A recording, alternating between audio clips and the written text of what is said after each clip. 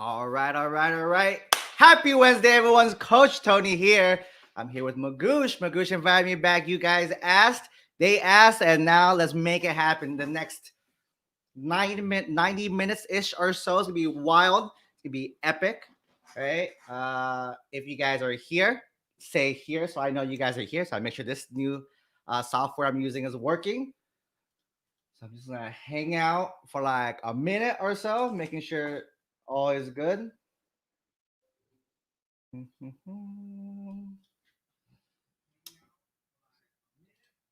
Oh, Men Men Mendes is here. I see Mendes. All right, all right, all right. If you've been here for it, new setup, my new setup here as well too. So it's gonna be fun. It's gonna be wild. Let me go ahead and share this real quick. Paola, Paola, hello, hello.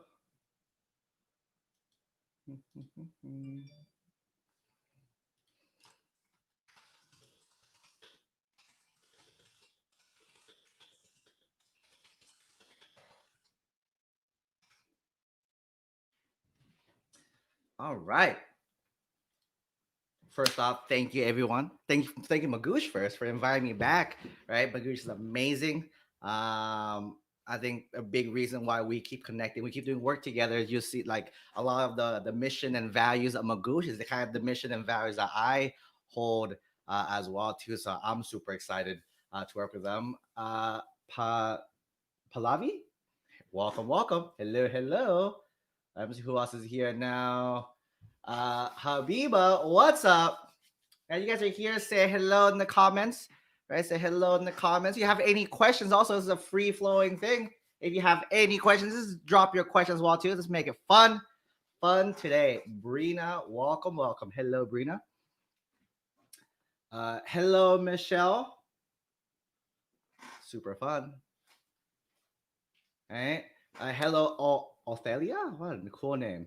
All right. So, for those who do not know who I am, this is Coach Tony. I'm your college admissions expert. Have a really fun and unique background as well too. So, I grew up as a low income first generation college student. My parents didn't go to college. My parents came to America with nothing, and then they just knew that school was the way to go. Right? They knew school was the way to go, but they had kind of no clue what to do. So for me, I kind of navigated the whole college process myself, learned a bunch of things on the way. I got into a bunch of schools. I got into 30 something schools. The final two, though, at the end of doing everything, the final two was UCLA or UC Berkeley. So one of those two schools were the final two schools for me. And then UCLA was awesome. My parents wanted me to go there. It's close-ish to home, an hour away. They offered me a full ride. Berkeley, on the other hand, did not offer me a full ride, but like for me, I wanted to get away. So I wanted to get away, so I chose Berkeley. Actually, they flew me in, which is one of the cool things. Once you get accepted to schools, there's like overnight host programs, and then they fly you in. So I did that program, and then I love Berkeley, fell in love with it right away. It's that feel. That's why, like, if hopefully seniors this upcoming year, if you guys have an opportunity, things get better. I would love for you guys to have the opportunity to come visit the schools and could get a feel for it. It's like one of those weird things when you talk to people, like, how'd you know this was a school for you? And it's that feel. Like, I actually didn't go on USA's campus, but I went to it later on, and I knew that if I walked on campus, I didn't get that same feel as I did at Berkeley. Right? So I went to Berkeley. I graduated early. My diploma, boop, right over there. I graduated early from there. From there, I worked in education. I worked with UC Berkeley. That's when I also became a reader for UC Berkeley. So a reader is someone who reads your application. So when you guys submit your applications to Berkeley, I was one of the people. There's like 300 of us who read your application, and we recommend a yes, no, or maybe score. And then a few readers read it, and then we get sent to admissions committee. They base it majority of time off of what the reader recommends. So I've been doing that for a very long time now.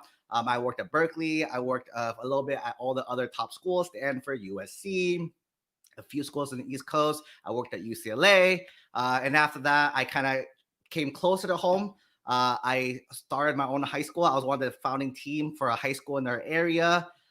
Did that for a little bit, and now I run completely again. It's kind of not related to college missions, but it's like in the education space, I run a summer camp and after school program. Boom, my program right here, summer camp and after school program in the Huntington Beach area. So if any people in the OC right there, I'm local, I'm nearby. All right, let's go ahead. More people have joined us now. Hello, Anna. Hello, Tanish. What? Mendez, do you know anything? Like, here's a cool feature about a new software. Boom! I can pop the question out. Do you know anything about QuestBridge? So QuestBridge is a scholarship where actually here's another cool feature that I can do that we couldn't do before. Share screen.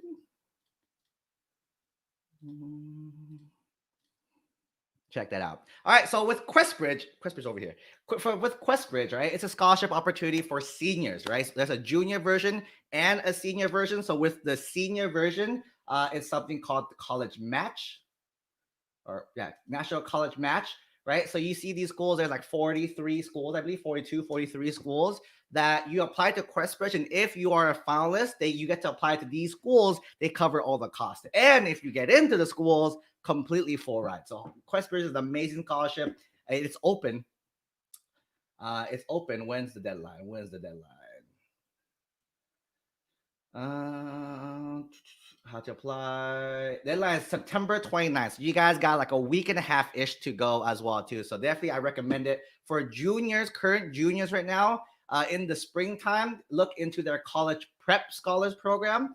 You see it's in the April-ish time, but basically it's like a summer camp program at these schools, fully covered as well too. So it's nothing out of pocket. They cover 100% financial aid for all students. So really amazing there as well too. Hello, Kathy and Jim. Hello. Do people read applications together, or how does it work? Yeah, so we don't read it together per se. We get an app. I heard back in the day you had to go to the school, grab the creative files, and read it that way. Now everything's digital, so there's a special backend we go into. We pull up the application, we read the application, and we send the score out, and it gets whatever it goes, whatever path it goes on, right? So that's how we don't read it together. We get trained together though, so we get trained. So training is in like November-ish time, early November-ish time. We get trained, and then so that's when we learn how to read the applications correctly. So this is like this will be a yes student, this will be a no student, and we end the training with like majority of everyone, if not everyone, like normed of everyone thinking the exact same way as well too. Okay, so that's always a fun process. I get the fun to make a fun trip to Berkeley. Love Berkeley. So I get to make a fun trip up there as well too. Okay, Trisha, hello. Brina, let's go back to my face. Boom. All right. Brina, are you competing against people in your school, county, or state? That's an amazing question as well too. So what I recommend you do first, so it's a little bit of everything, but the biggest factors would be your school and your region, right? So that your county-ish area. So I would compare yourself more with that. I wouldn't look at the general stats with everyone. Like I wouldn't look at their incoming class, because that might be too high, might be too low, depending on how you are, right? But I compare yourself to your high school class. And the E is what I tell students is compare yourself to the valedictorian. If that's you, then you are the standard, right? But for everybody else, if you're not the valedictorian, compare yourself to them. Compare yourself to what schools they're applying to, right? If they're applying to like the same schools you are aiming to get at, you want to be in the same range. You don't want to be there's also another thing. Also, there's no magic formula. There's no like you get this many A's, this many APs, and you're good to go, right? It's all a well-rounded package kind of thing. So, but you kind of compare yourself to them in the sense of like if they're aiming for like these schools, like the UCLA, Berkeley, Stanford level of schools, and they're doing, let's say, 10 APs, you should be aiming to hit closer to that 10 APs. Not saying you have to do it to get in, right? You want to get in that realm as well too. Like for example, if you took 0, and like I say, the top half of your class all take APs and you took 0, that might not hurt you, but it doesn't help you stand out, right? Another misconception a lot of students don't understand about the reading process and the admission process is that readers and people who do admissions, they want to help you get in. That's the mindset. We want to help everyone as much as possible get in. There's just limited spots. So not everyone can get in, right? So that's the big thing there. So everything you tell us on your application, we're using to build a case for you to give you the best possible chance of getting into that school. Cool. All right. Hello, Maria. All right, Trisha. Would you recommend sending our scores to colleges that have a higher average score? Should we send scores on all? That's a great question too. There's a lot of debate as right now with everything that's going on right now. Speaking from my point of view, I haven't gone to any trainings yet for any of this stuff. So this is not the official statement. This is my statement based on what I know, what I've been doing the past few years. Any score, no matter what you do, especially now that everything's test optional, you send, right? So here's my logic why, right? If you don't write anything, like there's no score, right? I'm going to assume you didn't do it, right? But now that it's test optional, it doesn't hurt you in the sense of, it never hurted you if you didn't take it before either. It just, there's nothing I can use to help justify the yes kind of thing. So think of it as like classes, right? You guys take classes, you guys take honors, some of you guys take AP, some of you guys even take community college classes. Do you guys have to take those? No, you don't, right? You don't have to take these higher level classes, but you guys want to help you guys stand out even more. Same thing with extracurriculars. You don't need to be the president, the vice president, the secretary, all these other roles, but you guys want to stand up a little extra. So that's kind of the mindset behind taking the test, even though it's optional, right? You want to see if you can get the advantage with everything going on though. I know, especially those in California, it's really rough over here. But same thing I tell all students, try your best. If you can, do it. If not, and your school's optional, there's no need to like worry or rush. A lot of schools every day are making statements like, don't worry, it'll be fine. So my take on all this is if you have a score, I will submit it. It doesn't hurt you at all anymore. It's only going to help your application, right? Excuse me. Any score now is only going to help your application, not hurt you. Cool. Great question, Trisha. What if you do regular decision? I recommend all students do regular decision. There's no from my my point of view. Everyone has different points of view. For me, I recommend all my students do regular decision. There's no rush. There's no need to stress out this month to get in this month. So all my students I've coached over the years have all done it during regular decision, and they all turned out fine as well too, right? So regular decision, it depends on what schools. I'm really majority of my students apply to the UC, so I'm specialized in UCs. So November 30th is your date. There's no extra benefit to applying early. Like there's no need to apply in October, even though you can submit starting in like 2 weeks from now. There's no need to apply early. I would my recommendation, keep editing, making sure it's perfect, and then submit like last week, not last day. I would not submit day of. That's you're asking for trouble if you're submitting last day, right? So submit closer to the end to have the time to keep editing and make sure it's better and better, right? With a lot of the other schools, they have their own deadlines. So make sure whatever schools you want, look them up, right, and see when their deadlines are, so you can apply with those deadlines as well too, right? A lot of the IVs are like early January, some of them are in December, so just check them all out, make a list, stay on top of your stuff, and you're good to go, right? What would you I kind of answer without seeing the question. Would you recommend early action? There's no need to, unless again, the only students I've you gotta do it is, let's say growing up, let's say I think Stanford does early action, right? So let's say your whole life you grew up is Stanford, right? So if you from a baby till now is so gung-ho on one school, that's probably the only reason why I say do early action or decision. But for any other students, there's no need to apply early and stress out. If you do, however, though, you get an extra 1 or 2% advantage because there's less people to apply with, kind of thing. But saying it's so marginal that I was I'd rather have you take the time and focus and do really well on the application for all the other schools as well too. Cool. Michelle, should we mention how COVID prevented us from taking the SATs? I tried to apply the SATs back in spring semester, all canceled as fall semester as well too. You can, but if there's other things that could make a bigger difference, I would have you guys focus more on that. Let's say you have a lot of things to talk about those things first, but you still want to mention this. What I recommend, a little secret ninja hack. Then ninja hack number 1 today. There's a section called the additional comments, right? I recommend everyone fill that with something, whatever it might be. Just have something in there. It's again, there's no magic formula of like this gets you in, but for me, it's basically all the trends I've seen over the past few years. What have students who got in look like? What do students who don't get in look like? So I'm sharing things that majority of students who get in have these same traits. So I'm sharing this.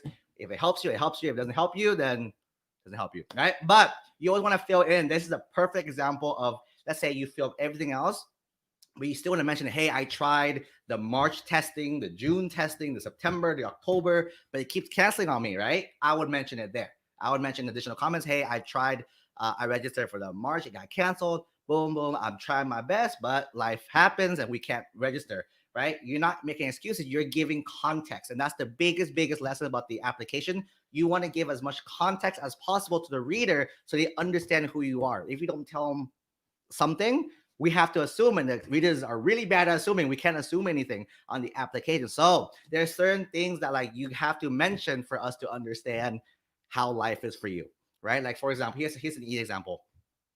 Here's one of those ninja hack number 2 for you guys, right? So the first one, so a lot of you guys, some students come to me like, hey, I have like very little extracurriculars, right? And I was like, why? Like, because I as a reader, here's how I think of extracurriculars, right? You have 24 hours in a day. 8 hours you're sleeping. I'm pretty sure that's not true. But let's assume 8 hours you're sleeping, 6-7 hours you're in school. You still have like 8 hours left to do whatever it is, right? So let's say you spend an hour or two studying, an hour-ish like eating and showering, all that fun stuff. You still got 5-6 hours a day. So for me as a reader, what are you spending your leftover time doing? If you have nothing on your application, I'm going to assume you watch Netflix and play video games. That's all you're going to do, right? But if you explain, what did I do during these hours? And so for some students, right, I ask you, why didn't they do anything, right? Was there something was there something you did during this time? They're like, yeah, I had to come home, take care of my brother and my grandparents. I was like, boom. That's exactly that's an extracurricular in itself. It's work. It's a forced work, unpaid, that you're helping your family. Right? That's family obligation. That's one of the bigger things that a lot of people don't have to do, right? But you need to stand up because in your culture, for example, like for me, also like this is how for my life, I'm the oldest of 4, and when I back in high school, I also had my grandparents there living with us a lot too, so I couldn't do a lot of things because I had to go home, take care of my siblings, make sure they finish their homework, take care of my grandparents, whatever they need, do that. Because my parents are always working all the time, so that's what I did. So that was that. So one thing is like, did you do that? Right? Because the thing is, if you don't say you do nothing, I assume again, video games, Netflix. But if you said no, I had to leave early from school. I had to go home after school, take care of my brother. Got to take him to tutoring classes because you explain stuff like that. Then I have a better complete picture of you. And then, oh, this makes sense why you couldn't do this. Oh, this makes sense why you couldn't do that. Right? And then if the whole application works, it works, right? So schools are looking for well-rounded, passionate students is the biggest one. Cool. Hopefully that helps. Michelle. Sophia, what's up? Vivian, what's up? Seek. If you do dual enrollment, is it better to get an associate's degree by the time you graduate high school or take classes towards your intended major? This is a phenomenal question. For those who don't know, dual enrollment is when you're in high school, right? You're in high school, and then at the same time you're in high school, you get to take community college classes as a high school student. So you're still in high school, you're between 14 18 years old, but you're sitting in a college classroom, or now you're virtually sitting behind a screen in a college classroom with a real college professor teaching real college students next to you or virtually next to you, right, Kathy? I really love dual enrollment. I'm a huge advocate for dual enrollment and the early college, middle college type programs. That's actually what the school I helped start is the whole mission and foundation of it is an early college model. But basically what it is for parents, for those who don't understand the difference between AP and dual enrollment. So for an AP class, right? AP is almost like a college class. So you're spending a whole year, right? 32 weeks, a whole year, 32 weeks studying for this one test. You take that test, the AP test, and you get a score out of 5. 1, 2, 3, 4, 5. Passing is 3, 4, or 5, right? So if you get 1 or 2, not passing, right? And a student asked me, should I still send the score? I was like, up to you. It doesn't hurt you. Schools don't penalize you if you don't have a passing score. It's just not, it's neutral value is what it is, right? But let's say you have 3, 4, or 5, which means you're eligible for college credit is basically what you're doing, right? You try to save yourself classes in college so you can make room for other classes or make room to graduate early, right? The issue though is not every 3 counts, not every 4 counts.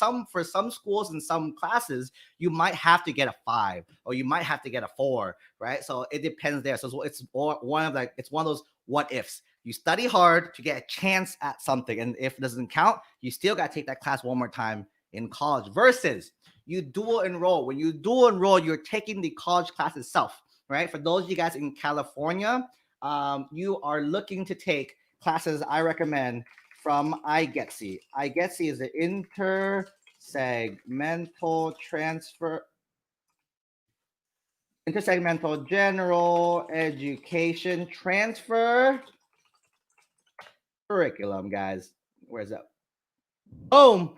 iGetsy, right? So for those of you guys in this is for California students. Out of state, there's a similar version. It's not called this though for you guys, but just look up iGetsy for your state and you'll probably find it out, right? For California people, iGetsy, the intersegmental general education transfer curriculum, that's the schedule that transfer students from community college take to go to a 4-year school. So if you are a dual enrollment student, I would focus your time on this, not your major. The reason why is that majority of students change their majors, right? So what's the point of taking major classes and then like, actually, I don't like this, and you move on and start over again? Versus every class here, this includes math, this includes reading, this includes writing, history, science, the basics that no matter where you go, you still got to take these classes, right? So that's the iGetsy. You do iGetsy, and you can transfer any 4-year school you kind of want to as well too. So those in California, video's off. Those of you in California, yeah, like the cool Magoosh logo. Boom, boom, boom. Shout out to Magoosh. If you have not, please like, subscribe, and share the video. I'll be on for another 60 minutes. Let's go ahead, friends. Share the knowledge with all your friends as well too. But going back, if you guys work with the iGetsy curriculum, right? This, no matter what kind of path you want to go through after, you're good to go. You can just do this and get your A degree as well, to your associate's degree as well. Fantastic. Cool. All right. Let's go ahead. Let's take a quick 15-second break. If you guys can go ahead and like this video for me. I see a live counter right here. You can go ahead and click the live counter. Click like. Boom, boom, boom. Okay, we can move on to the next question. Alrighty.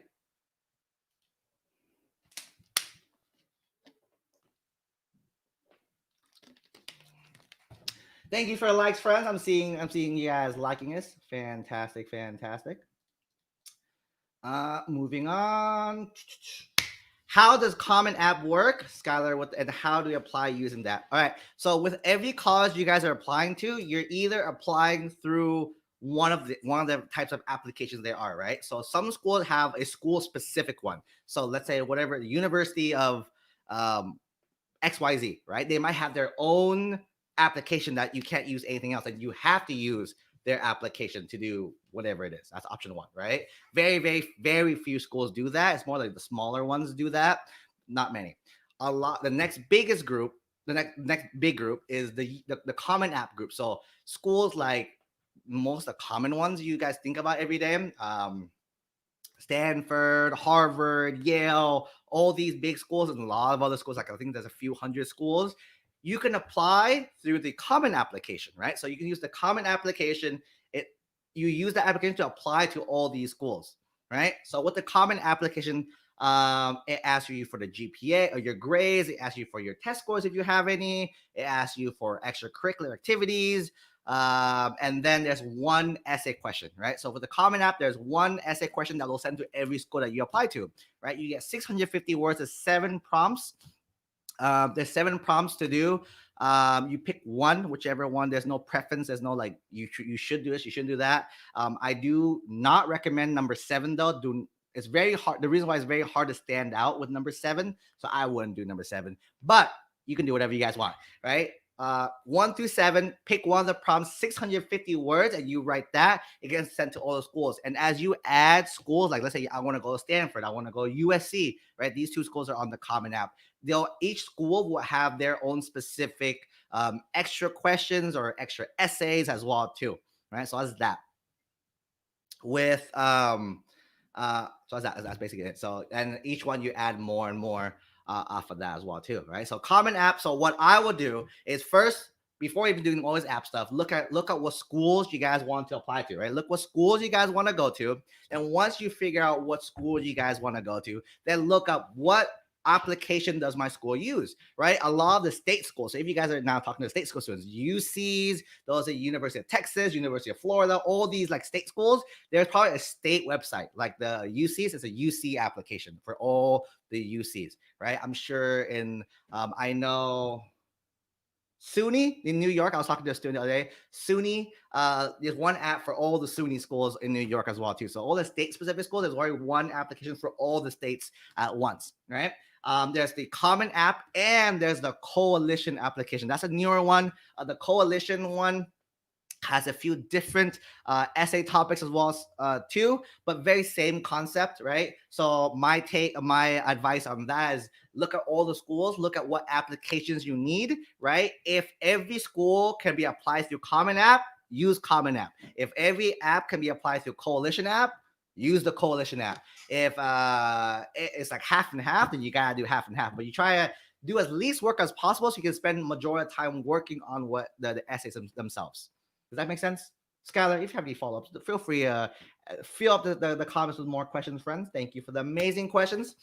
How do you reach out to college counselors to read our essays? Admission counselors.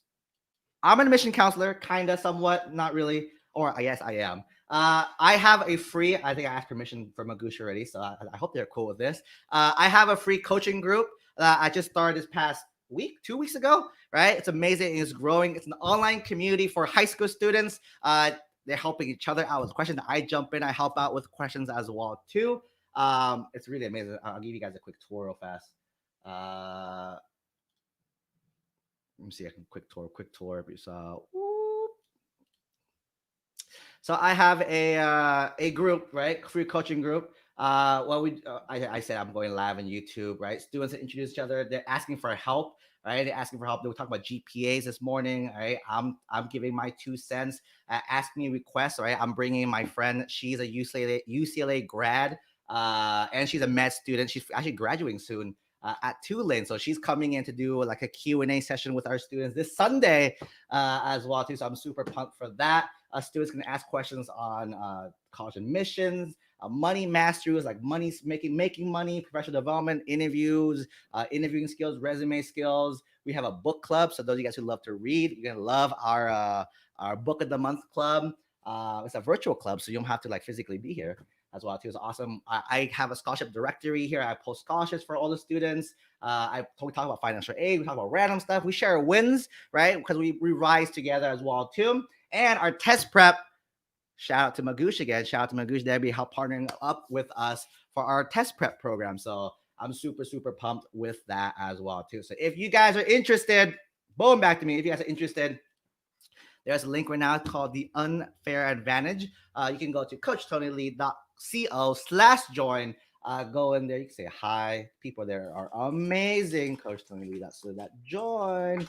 Boop. I posted that comment as well too, so you guys can click that. Boop, boop, boop, boop, as well too. All right, going back to the questions, we'll come back. We'll share more in a bit as well too. But back to your question real fast. Sorry, I brain froze. Like, why am I talking about this? Right? So you guys can go here, ask friends. People are really good at like helping each other. Right? That's 1, 2. 2. Actually, let me come back to this. Michelle, remind me in 10 minutes to come back to this question. Okay, let's put on hold, and I'll share about the mastermind. The mastermind in about 10 minutes from now. All right. I'm in the UK exam system. I gave the old O-level, which is the proper transcript I have of high school. I'll be giving the A-level exam after college prep. How will my GPA be calculated? That's an amazing question. So I don't specifically work with the international students, so I don't have the exact answer for you. But what I know in theory of what happens is that everybody's grades, because there's a lot of students, there's a lot of different types of like score grading systems that apply to, let's say, like Berkeley, for example, because the UCs use a 4.0 scale, right? So everybody uses a different scale, like especially international students, they use I've seen everything over there, right? So with that, they will convert it to a 4.0 scale. And it also depends on what school you want to go to. I'm not sure what school you're applying to. Some schools have different way of calculating GPA. Like, for example, the UCs use the UC GPA, right? The UC GPA is only 10th, 11th grade only, right? Which is like, whoa, what happened to freshman grades? Some people kind of didn't do so hot freshman year. Plus, it's one of those like learning years as well too. But by sophomore, junior year, you guys should know your role, and then you guys can do your things there as well too. Okay, so with the so for example, let's say hypothetically you apply to one of the UC schools at UCLA, they convert your grades, whatever they are, right? They'll calculate the equivalent, right? Depending what math is. I'm sure if you Google it, Hassan, there's a UK to 4.0 scale GPA, and it's not exact. The actual schools have the exact math. There's actually a team that actually does this. Like I know I was talking to my friend who works in the international team over there. Like they all they do is convert GPAs and convert like things to make it equivalent, so they can so everyone's on like a level playing field. As well as when they calculate. So, like I know for the easy one to help a student do is like I know on the East Coast they do like 100-point scale. For some schools they use 100-point scale. So there's a math, you do 100 and you change that to a 4.0 scale. So everything goes back to that 4.0 scale or whatever scale the school uses as their GPA, and they base it off of that. Does that make sense? Right. So I don't know the exact answer to that. I will do a Google search. If you're interested, same thing. Join the unfair advantage. Remind me, and I'll do the research later on probably this week, and I'll get back to you as well too. Skylar, how many letters of recommendations do you think we should get? Another amazing question as well too. Right. So with letters of rec, not every school needs it. So that's the first thing I want to let you guys know. Not every single school needs it. For example, a lot of state schools, if you go into like your in-state schools, there's no need for brain fart. If you're here for in-state school, there's no need for letters of rec yet immediately, right? The UC is a little different, but a lot of schools don't need it. Some schools need it, right? So first, I would Google all the look up all the schools you want to apply to. Look up, do you need letters of rec? If you're using Common App, they'll tell you exactly how many letters of rec they need. It's between 2 and 4 is what I've noticed is the majority, right? 2 to 4. Once you figure out how many you need, right? That's okay. That answers your question. You just look up the schools, whatever schools you want to apply to. That's how you the score. Here's my ninja hack. Ninja hack number 3 for you guys, right? Ninja hack number 3.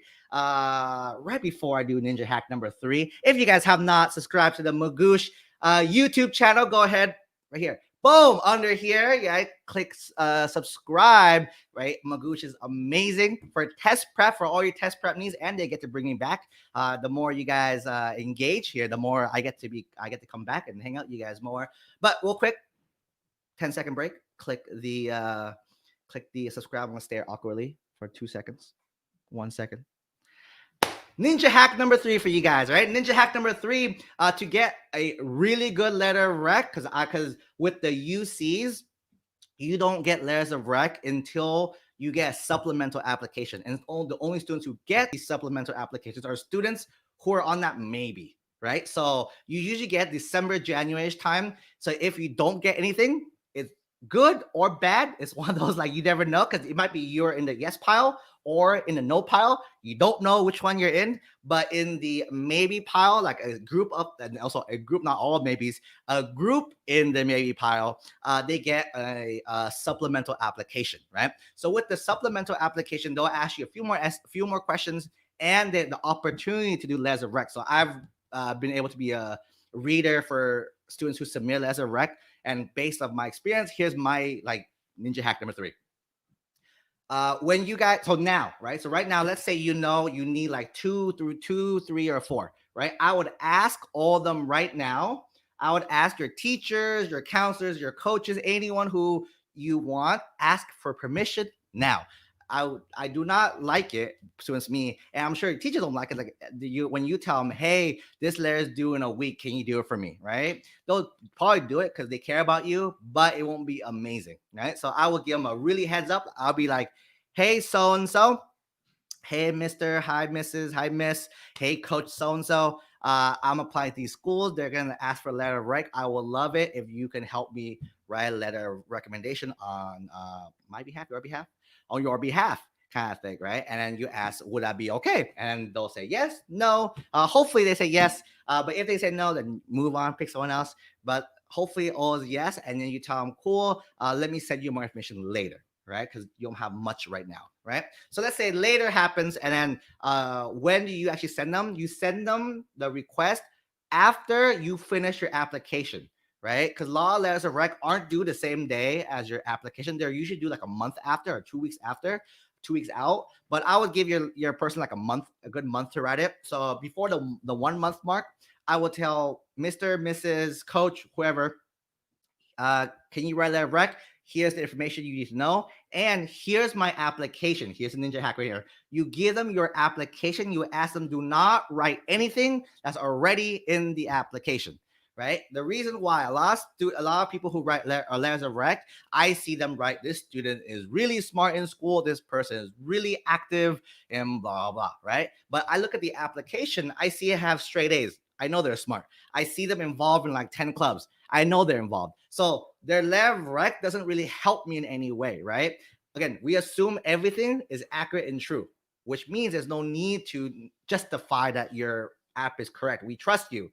There's a page at the end of the app with like an integrity page that you promise that everything you wrote in your app is true. So we already know that you're smart. We know that if you have straight A's, if you know you're involved, you have 10 extracurriculars and you're like present all of them, right? So your letter of rec, the really, really good ones, and I've only seen a few. A lot of teachers don't write them well. A lot of people don't write them well at all, but a very, very few of them, they wrote stuff that wasn't in the application at all. It was like, whoa, different part that I never knew about the student, which, because that's the reason why you're on that borderline. You're getting letter of rec because you're right there, right? I need something to push you over, or it's not enough to pull you over the fence as well too. So ask them not to write anything. Same thing. Also, remember their letters of rec is usually due after your application. So Ninja Hack 3.5, if you forgot to write something in your application, this is the time to ask them, hey, I forgot to talk about this thing. Can you mention that in your letter of rec? Right. So that's and those letters of rec do much, much better than the generic ones of this student's amazing. They're great. They'll do well at your school. Because I know they'll do well in my school because the app makes sense. So they're gonna read the app, then read the letter of rec, right? So it's supposed to help add on, not justify or any other reason. Does that make sense, everyone? Does that make sense? If that makes sense, drop a like button. Boom, boom, boom. Drop a like if that made sense. Fantastic, everyone. Fantastic. All right. Moving on. If wait, I did skip one. I skipped one. Do we need different layers of rec for each application we submit? Right? You don't need to. You hypothetically could, but you don't need to, and I wouldn't. I would just if they're asking for 2 or 3, I would use the same teachers who would just give them the link, and they'll just copy and paste their layers in. You don't want to put more work on yourself because then now you're managing like a bunch of people to submit their things or not. I think so. I would just pick the same 2 or 3 people, and they're people who you got close to, who know you, that could write something like personal and strong about you as well too. Okay. If a college or if a university or college is found on Common App, is there a chance their website will require another application for you? Hello, Joyce. Thank you. I can't read Korean.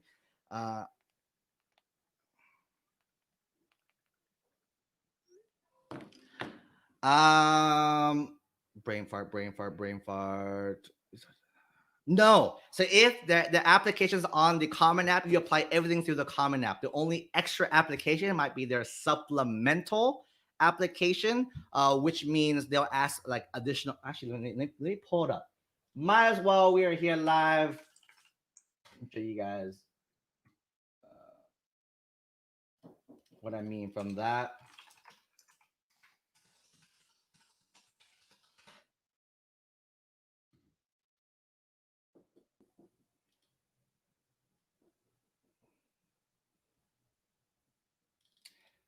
So, oh, how do I do this?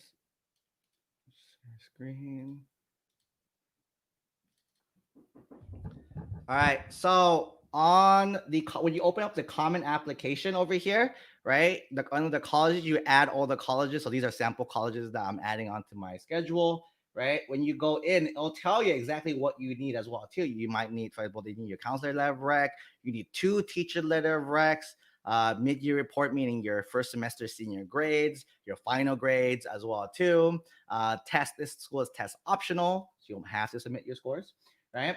The Common App, everyone requires it. But this school, there's 1 additional question and 6 supplemental writings, right? So if you click on it, they'll tell you exactly which of what are the extra questions they ask you. So going back to your question, is there another application? Not really, but there'll be extra questions that each school will ask. Like this is Columbia. Columbia asks, list the readings you enjoyed the most, list books, list print publications, blah, blah, blah, blah, right? But every school is different. So let's say I pull up Harvard's. This is Harvard's question. So this is Harvard's question. They ask you to pick one of these essays. This is not the main essay. The main essays you already did on the other one, the Common App essay. But these are the school-specific essays. They're here. So each school you see have different questions that they're asked. Like this is Princeton. Princeton's ask you talk about an activity or a hobby that means a lot to you. Your voice, a bunch of these things as well too. Does that make sense, everyone? Boom. Yep, it is. How do we join us live? Oh, so yeah, so going back real fast. Thank you for the reminder, everyone. Where is it? So how do you reach out to admission counselors to read our essay? So the group that I'm sharing to you guys right now, the Unfair Advantage, you guys are joining as my inaugural, the early access inner circle members, right? But inside the program, we also have, let me share my screen one more time, right? We have another part to it, right? Where I don't want to click in here because there's a lot of secret stuff in here, but inside there's special groups called the mastermind, right? So the mastermind gets everything that you get here, right? Everything that you get here, everything, all the help requests from each other, college prep, test prep, money stuff, book clubs, scholarships, all that fun stuff. And what they get, what these students, the mastermind students get, is that they get weekly group calls. So every single Saturday, me and all these students, we jump on a call together and we talk to each other. We answer questions, right? We answer questions by each other. This theme this past few months this month specifically has been college apps kind of thing. So with all the seniors, they're using the group calls to have me help them edit their apps. Their essays for them. We're adding the extracurricular section for them as well too. So that's they get the group calls, and I'm bringing in industry leaders as well for them to talk to. So we have a few doctors, cardiologists coming next month. But a few doctors. I have a few lawyers coming next month to kind of share like the secret pathway to become these professions as well too. This Sunday, we have one of my friends. He's an advertiser, so he works marketing and advertising for a lot of the big companies and a lot of big like name people you see in like the online world. He's like the advertiser behind them as well too. So he's gonna do a special Q&A session with our mastermind members as well too. So if you guys are interested in the mastermind, just message me once you're in the group as well too. Once you're interested, just message me in the group, and then I can hook you up with that as well too. And because you guys are part of Magoosh, you guys get a discount for enjoying the mastermind. Fantastic. All right. Next one, the princess. What's a good amount of clubs to join? And how many clubs should we join in high school? That's a great question. All right. So for me, what I recommend, so depending what year you are, right? Let's say you're a freshman, right? You're a freshman starting clubs right away. What I recommend is join as many as anything that gets you like excited or happy about, right? Join everything, and then you start cutting things down, right? Let's say you like, oh, I really like these 5 things. So you join all 5 things, and you'll know right away, like, I don't like basket weaving club, right? For whatever reason. For those who like it, you gotta do that. But those who don't like it, kind of thing, for those don't like it, pray for it, right? You can drop it, and now you're down to 4, right? Once you're down to 4, you're like, you do that. Maybe the next year, like, you know what? Let me run for a few positions and like these, and you see, oh shit, I don't like this now. So you kind of over time, you kind of drop. So you're down to only you drop the drop, so you're only down to the ones that you care about, right? And the biggest thing about schools, the schools do not like it when students are in like 20 things or 10 things and are just members in all of them, right? They want to see passionate students, right? You'll see passionate students, so students who really enjoy what it is, right? So they really enjoy what it is as well too. So I'd rather have you do, like, say 3 to 5 really core things where you're like a leadership position for all of them. You go above and beyond and do everything for those, right? I can tell your passions is that. Another thing also, it does not have to be what your major is as well too. People think it has to be like, oh, I want to be computer science, I gotta do computer science stuff to be a computer science major, right? No, it does not have to be that at all as well. So it's also what you're passionate about. Schools are trying to find students who are passionate, not students who are like amazing at a lot of things, right? Cool. Does that make sense? So not a direct answer, but hopefully that helped a little bit. And if you guys are moving up, like you're not on freshmen anymore, you're more like sophomores and juniors, and sophomores and juniors, kind of pick a few things that you enjoy, like what things you enjoy. You won't never know until you kind of just try it out, right? So I'll just try it out, see if you like it, see what they do, go to like 1 or 2 events that they offer, and just see if you like it there. Fantastic. Skylar asks, how does FAFSA work, and when should we start filling out those forms? That's a great question as well too. So FAFSA stands for the Free Application for Federal Student Aid. FAFSA is free application. That means if you're ever paying for this, scam, right? There's a big scam around like the holiday season every year.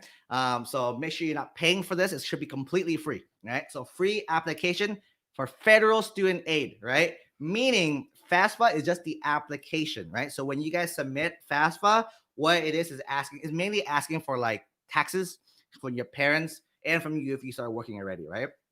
So for this seniors, right? I'm talking, yes, seniors. Your parents need to pull up their 2019 taxes, right? Their 2019 taxes, they're gonna use that data. If you have 2019 taxes, you gotta pull up that data as well too, and that's the information you're gonna fill in for FAFSA, right? There's not much thinking. It's just it'll be like it'll be like line 1, pull from line 1, you pull line 1, line 2, pull line 2. You just kind of copy and paste whatever they ask for that. What FAFSA does, so FAFSA doesn't give you money. People get mad at FAFSA.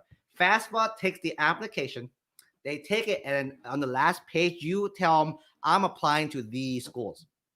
Then FAFSA will send that to every one of those schools to see if you qualify for federal student aid. There's 3 types of federal student aid. There's grants, there's work study, and there are loans, right? So first one, grants. So with grants is completely free money, right? There's state grants and there's Pell grants, which is federal grants, right? It's mainly based on, the Pell grant is mainly based on income. Your state grant is half income, half merit. Merit is your grades. So the better you do in school, in high school, the more money you qualify for, right? So that's that. Those are two types of grants out there, right? Complete free money. As long as you graduate from college, you don't have to pay it ever back. If you don't graduate, you might have to pay it back. That's one of those like secret like loophole things that they sneak in there. But again, you guys should be fine as well too. And that's the first one is grants. Second one is work study. So work study is really awesome. So work study is like getting a job. However, it's on campus. The most popular work study job at most colleges is the library job, right? It's super cool because you're just sitting behind a desk checking people in and out, kind of thing. So the majority of the time you get to study too. So a lot of work study jobs are so flexible. You can probably just study and do the work at the same time. And the other cool thing for students, from a student point of view, they pay you a lot more than normal jobs do. Also, the reason why, so for anyone, if the parents in the room, this is the behind the scenes why they pay more. So it's not like a scam or whatever. They pay more because legally half of that pay is covered by the federal government. The other half is covered by the employer. So the employer is paying less and the student's making more. It's a win-win for both situations, kind of thing. So you see, let's say the average income starting wage like $15 an hour, but you see work study jobs can start at 20 and higher. Like for me, when I did work study, every job, my lowest paying job was $20 and it went up. My roommate,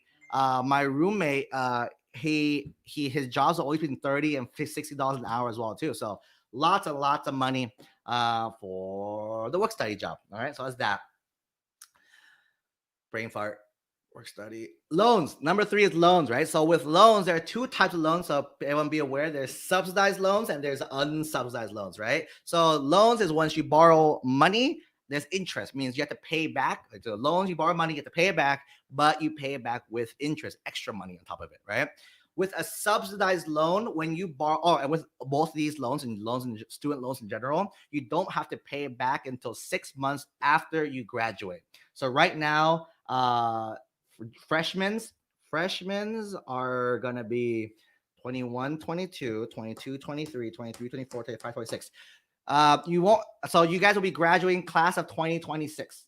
Does that sound right? 2021, 21, 22, 22, 23, 23, 24, 24, 25, right? You're gonna graduate class of 2025, meaning you don't have to make your first student loan payment until January 2026, right? So that's how the payment works back. But with the subsidized loans, the interest that because you borrow money right away, the interest starts right away, but the government's paying that down for you. So 6 months after graduation, January 2026, is still whatever money you borrowed it. However, for the unsubsidized loans, right? Unsubsidized loans, if let's say you borrow 10,000 right away, right now, right?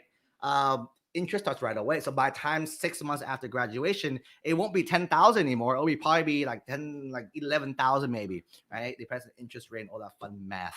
But that's the 2 differences. So be aware, loans are not a bad thing. A lot of people think loans are bad. Loans are an investment. You think about it. Let's say worst comes to worst, you spend $120,000, right? That degree is $120,000, right? $30,000 for 4 years, right? $120,000. Let's say you hypothetically took out a loan for $120,000, right? For everyone in the room, you guys can help answer this question, right? This is you going into college, right? After you get your degree, after you get this piece of paper, is your net worth up or is your net worth down? Is what you're valued going up or is what your value going to go down? Wait for the comments as you do so. Get a quick water break. Quick water break for me.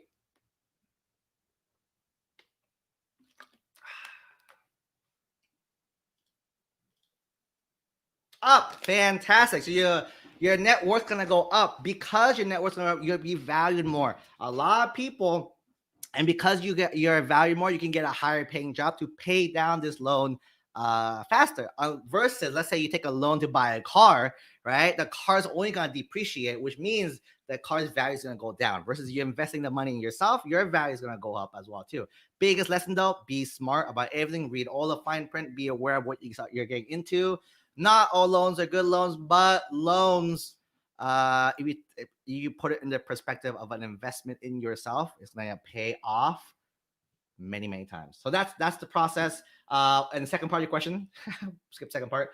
When should you filling out? It opens October. So in October, in like 2 months, it opens. There's no need to apply early. Excuse me. Plus, you got to add all the schools you're applying to. So unless you know every school, you can do that. I recommend my students apply in January. So after you're done stressing out about colleges, then you work on your FAFSA. Every state has their own priority deadline. So I will search up priority deadline for your state. In California, it's March 2nd. So as long as you apply before March 2nd, you have maximum amount of aid. And if you apply after that, you get less of what it's not dramatically less, but you get less your full potential of what you could have gotten there as well too. Cool. Vivian is one of our awesome members in our mastermind. Fantastic. All right. Hello. Fantastic. Double thumbs up. Boop, boop. Boop, boop. Okay. What is a good example of show versus tell when writing personal statements, essays? Yeah. So I'll do you one better. I will give you tips on your essay in general. So not just this, but like in general, the thing. And I'll show you the number one hack, ninja hack number 4. Right? It's ninja hack number 4 right now. Right? The biggest issue with layers of the essays that I've seen is that students do not answer the prompt, and that's the biggest issue I see every single time. They don't answer the prompt. They do so much storytelling the entire beginning. They only tell me a little bit about them at the end. I don't care about the story, even though the story is supposed to help me get to where you're at. I care about you. I care about your growth. I care about why you did this. I care about why you chose this certain thing, what you learned out of it, what you grew out of it. That's what we care about. The stories, whatever. So with all these prompts, no matter what prompt you pick, right? Only story should be like a little bit. The majority chunk should be majority of like talk about you, your growth, talking about cause and effect, talking about future, all that stuff as well too. Okay.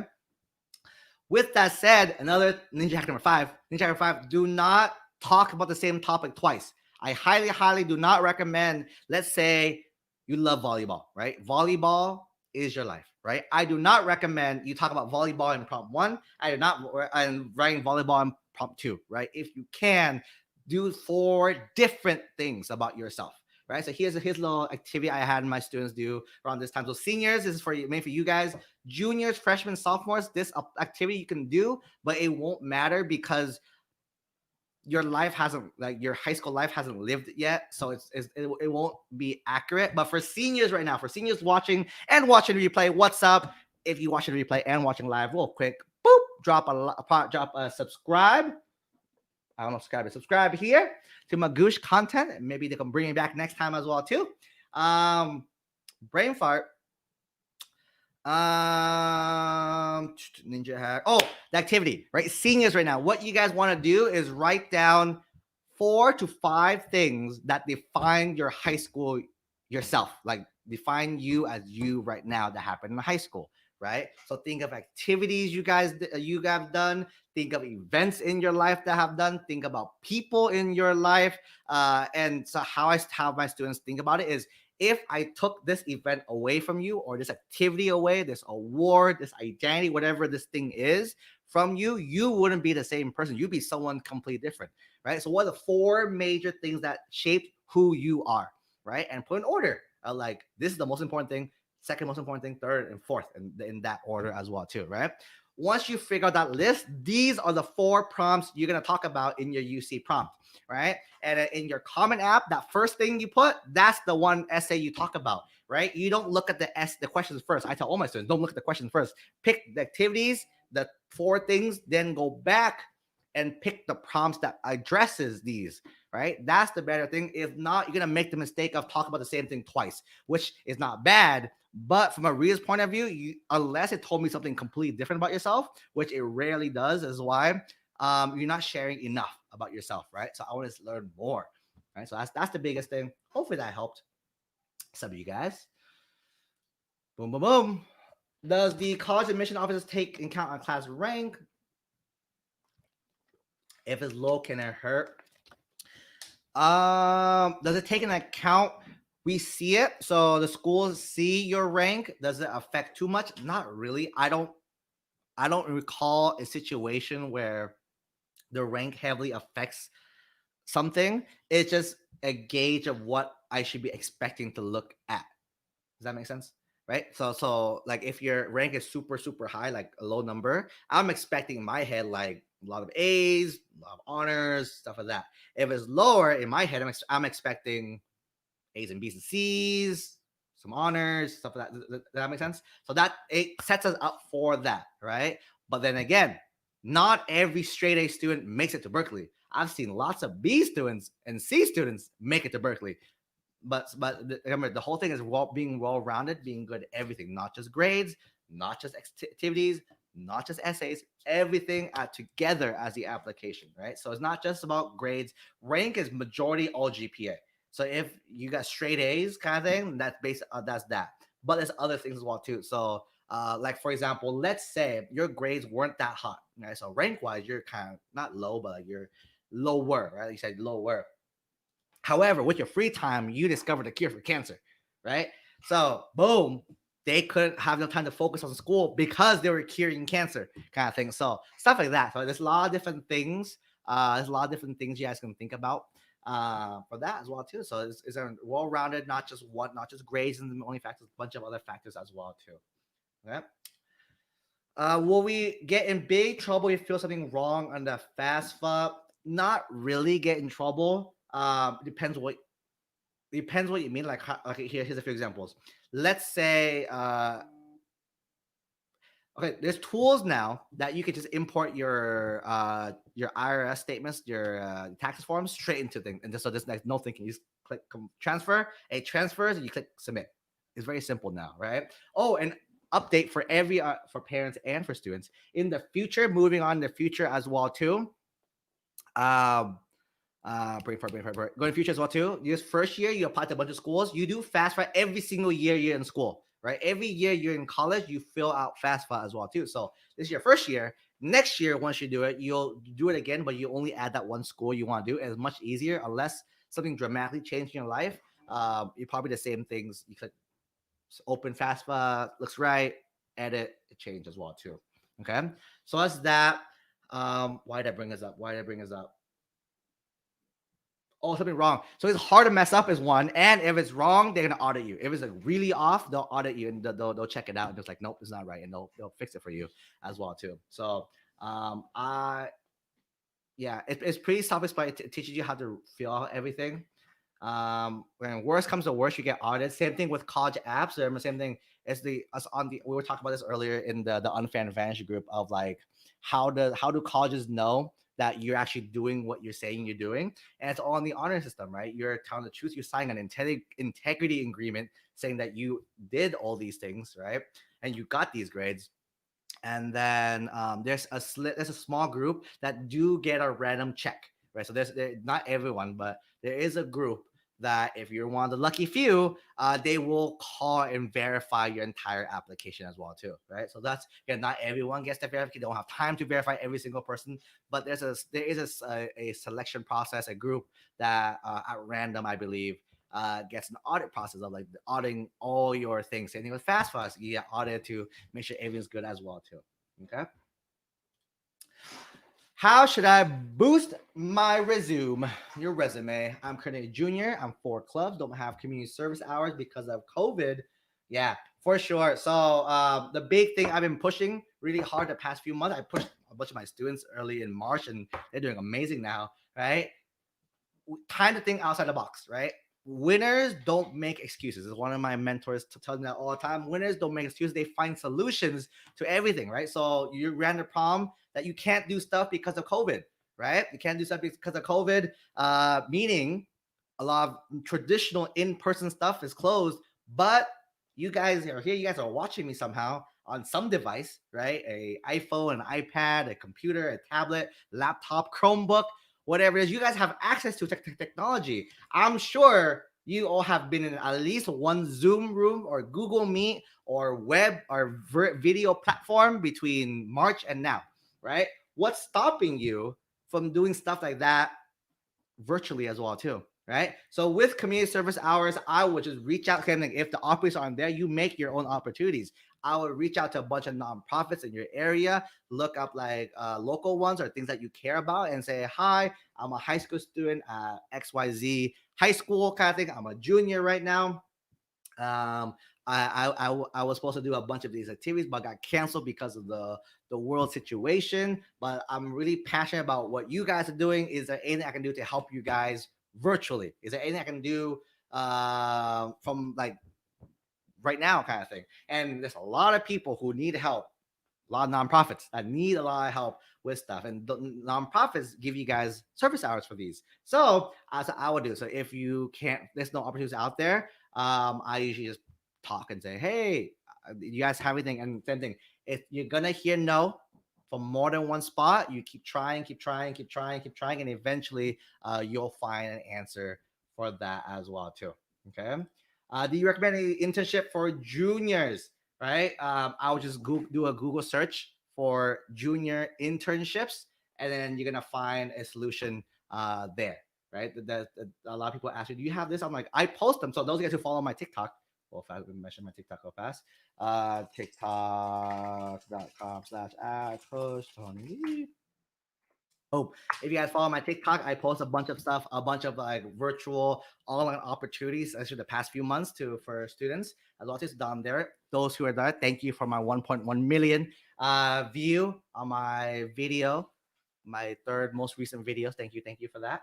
But on my channel, I post opportunities there, so check there also. But the easiest, fastest way I tell all the students, no matter what they are, is do a search, right? Do a search. I'm a junior internships high school student, right? And it's be hard, but you gotta push through it, right? Not it's like college. Well, if you ask your parents about college, if you went to college, if not, you ask your teachers, ask people who went to college. Hey, did they give you this information? And they're gonna laugh at you because in high school and under, everything's given to you. It's very simple. Life is easy, right? You guys think life is hard. Life is super easy in high school, right? But moving on in college and life, you have to search for answers as well too. It's the same thing I'm teaching you guys early on. If you want an internship, you have to search for it. It's gonna be easy. No, I was talking to a few students yesterday about they're trying to get this organization off its feet, and then they were like, "Dude, this is a great idea." I'm like, "I know it's a great idea."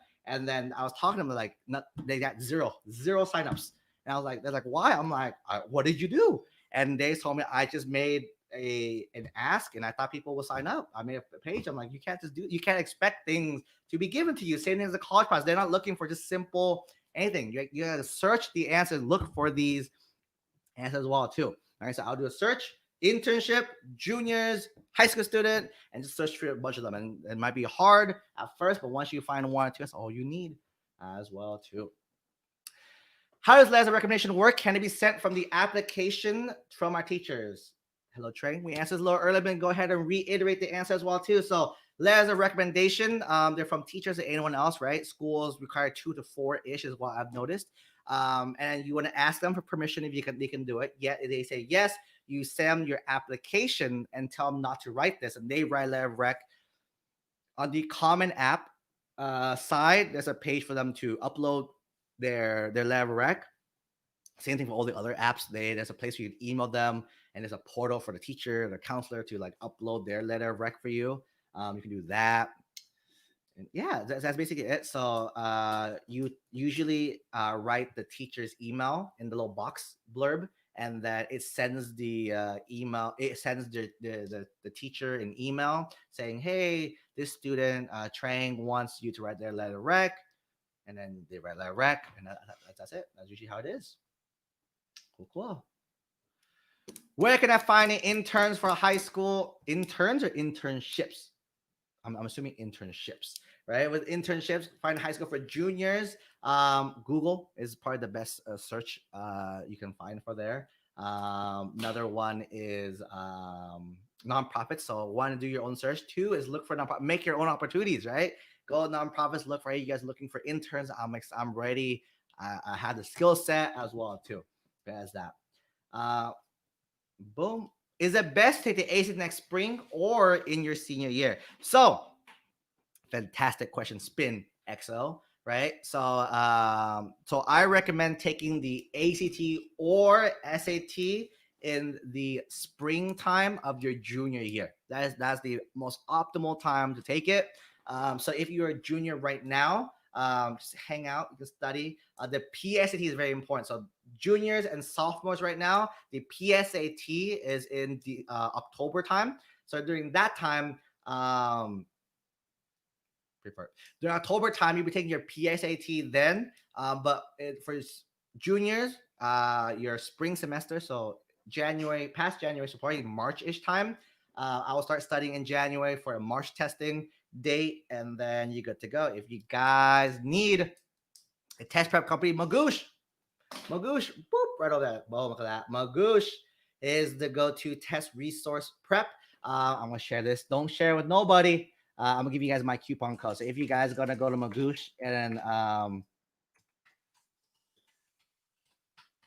if you guys want test prep just for today only, You can use the code Coach Tony 50, get 50% off any of the SAT or ACT programs for you guys as well too. So definitely boop, boop, boop. Do that. The Magoosh team was amazing, right? I've enjoyed working on them every step of the way. I basically made this like a steal for you guys now. If you compare their prices versus any of the other programs out there, you're saving thousands. And with this, I'm even like taking more money away for you guys. So great deal. Magoosh code, Coach Tony 50 for the Magoosh code as well too.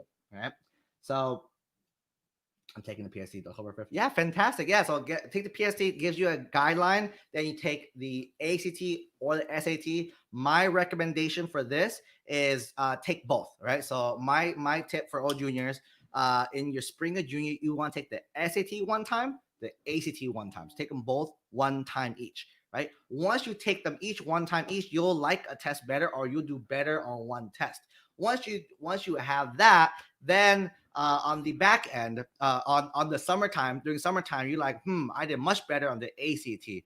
Let me study for the ACT during summer. Then beginning of senior year, you want to take the better test one more time. So you're taking 3 tests, you're submitting 3 scores. Only the best score shows out of 3. But that's my secret to success as well. Those 3 tests. 3 tests, 2, 1 each. So you get a feel for each test. You like one better, you don't like one better, you don't like one worse, and then you submit both. You submit both scores because whatever the better scores, they'll only consider that one, and that's it there too, there as well too.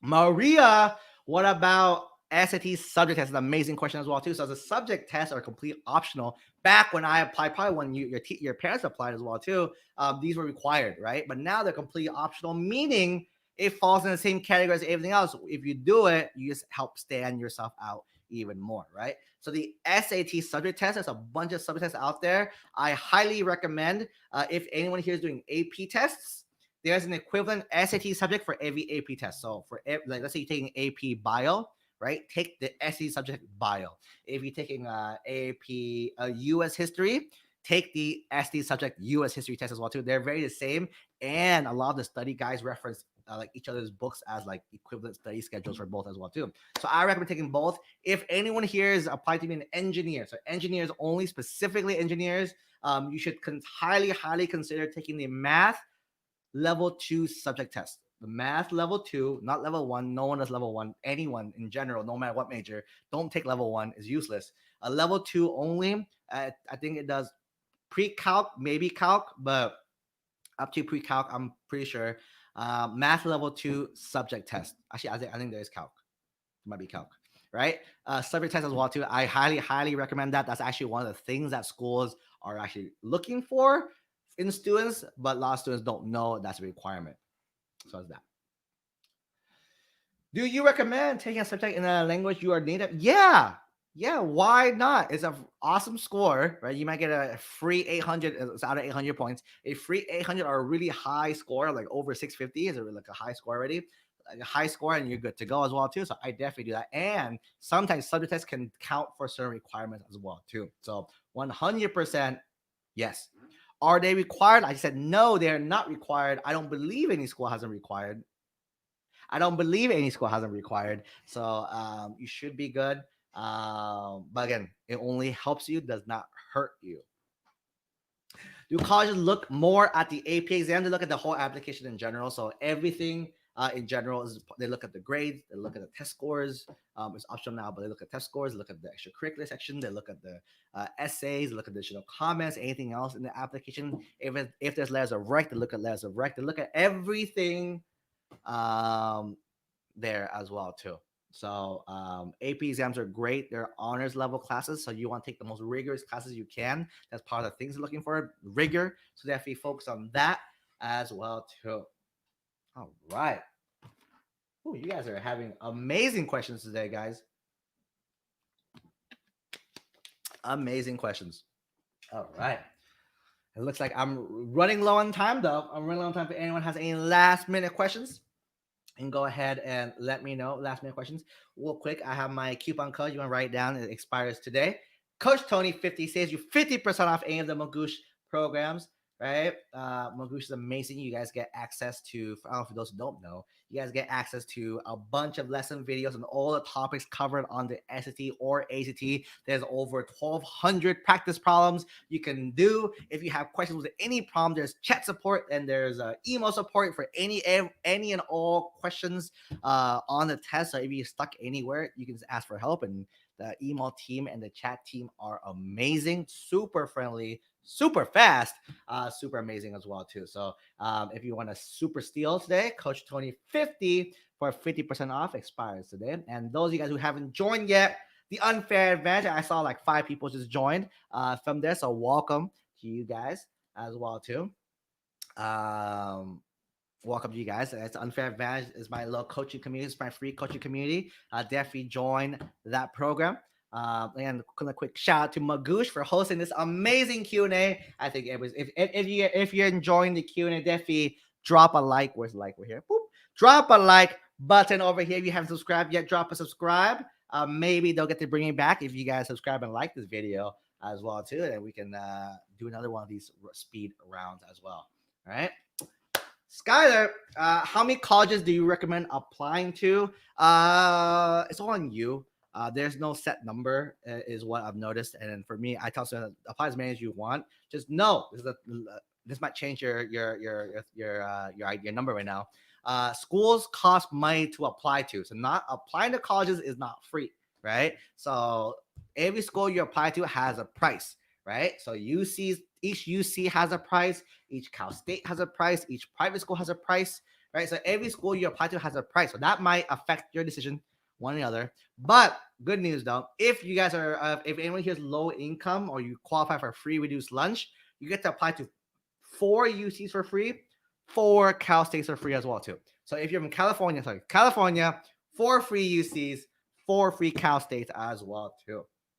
Okay, so that's that. With all the bigger schools, apps cost between 50 and 80 per school kind of thing, depends on what school you're applying to. Obviously I think one school is 92, so it kind of varies that range. You can try to ask the school for a fee waiver, and that's what I recommend as well too. Every school you're applying to, just write them an email, call them, hey, do you guys offer fee waivers for your applications?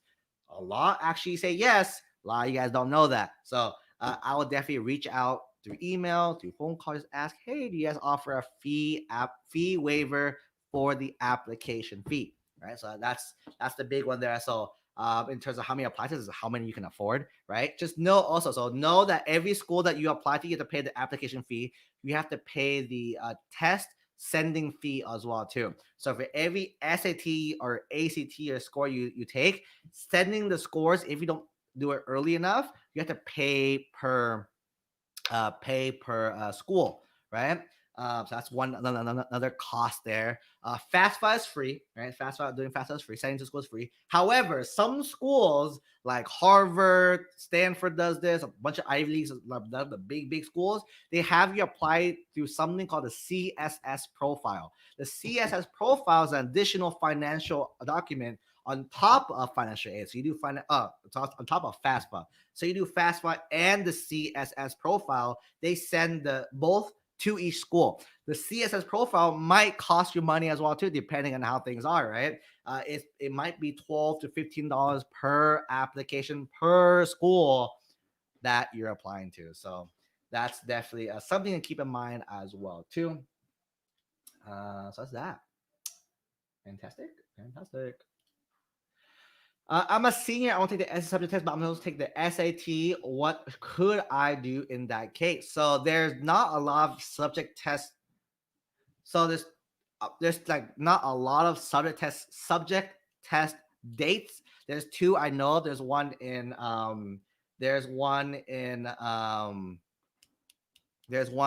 November for the subject test, and there's one at the end of the year, right? So if you're doing it at the end of the year, on your application, you can say pending, and you can say I'm taking it then. I don't recommend it though, because it won't be too much of a added factor. Only I'll do it in November if that's the case, so they can see it earlier. I don't actually, thinking back, I don't think you can do it in the springtime. The only time you can take it is the November testing time. and then the other time slot. So the SAT opened up a testing session per month, and they also added more sessions to school. So if your school is open, your school actually could potentially be a testing center if they ask for it as well too. So that's something you could ask your counselors about. I went to the college board conference the other week, and that's what they shared with us as well. So I will just stagger test Maria, right? So maybe take the SAT in October, the subtext in November. But again, hopefully your area is good. You can do that. So that's that. How much do they cost? College apps, I'm assuming between like 40, 50 to like 80, 90 per school. If you Google it, you'll find it right away. Like look up UC Berkeley application fee. How much that one I can look up. UC application fee. Each application is $70 for the UCs. Let's say Harvard. How much is Harvard? Harvard application fee. Harvard is $75, right? And let's say Stanford. And that's 90. Stanford is $90 just to apply, right? So this is just to apply, not to get in. So this is a non-refundable application fee. What's that? But another fun fact for everyone, but a lot of the big schools do offer really, really good financial aid. Like a lot of the Ivy Leagues, like Stanford, USC, if your family makes under $125,000, then you get full free tuition. If your family makes under $65,000, you get free tuition and free housing. So that's a fun fact. And not every single school offers it. Just look it up. But a lot of the bigger schools, like private schools, they have the money to back to do this type of program. What's the biggest score increase you've seen for the SAT? Between my students, I don't keep track of that stuff. I don't keep track of that stuff. But if you guys go with Magoosh, boop, boop. If you guys go with Magoosh, they have a score guarantee, guys. A score guarantee. So if you guys took your SAT or ACT before, they gave you a score guarantee or your money back. So score. Let me look it up for you so you guys know, right? So if you guys are considering taking the ACT, right? You guys are taking the ACT with Magoosh. You took the ACT before and you take it again. Magoosh guarantees you will improve your score by 4 points or more, or your money back. Same thing with the SAT. They guarantee you will increase your score by 100 points or your money back as well too. That is amazing. So definitely, if you took your test before and you want to see if you can improve in the next month or so, to see they have another amazing thing about Magoosh. They have amazing study schedules as well too that tell you exactly what to do every day, what videos to watch, what practice problems to do. Really, really amazing program. Boom. No, wrong side. Boom. Magoosh right over there. Fantastic. When's the latest I can submit the scores? Majority of schools last day is December of your senior year. I'm pretty sure that's the date. I don't think they have changed it since, but December of the senior year. I'm taking the SAT in November. I know you can. Oh, I know you can't. So for you is one. Pick one or the other. I pick one or the other. And then what I would consider is if I knew that only the subject was offered in November, I would take it in November and plan the SAT in December or in October. That's what I would do if I were you. But again, same thing. Test SAT and the subjects, they're both optional. So they're only going to help you, they're not going to hurt you. So no matter what test you take, it's only going to help you. So great job, Maria.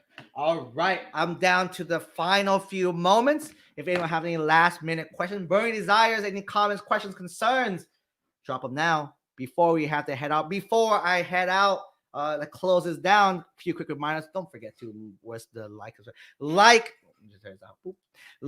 and subscribe somewhere down over here. Subscribe, like over there. If you guys want to join my coaching program, boop boop boop boop boop boop. Right, coachtonylee.co/join. I said thanks for likes, guys. Thank you for liking the video. I really appreciate it. Right, thanks to Magoosh as well too. Amazing, Magoosh. Boom boom. All right. How many hours should you study for your PSAT before October 5th? Spine XO, are you a junior or a sophomore? If you are a sophomore, I wouldn't worry too much. I'll just take it just to understand the test. But nothing, there's no benefit to getting a great score during sophomore year. Junior year, however, so if you are a junior, right? If you are a junior, like Spin XO, junior, your score matters because if you get a really awesome score, you qualify for a bunch of scholarships, right? Scholarships is free money that you have to earn, right? So scholarships are amazing as well too. So brain fart. So how many hours should you study? As many as you can. If you have like 2-3 weeks left, I would actually do. I would follow one of the study schedules.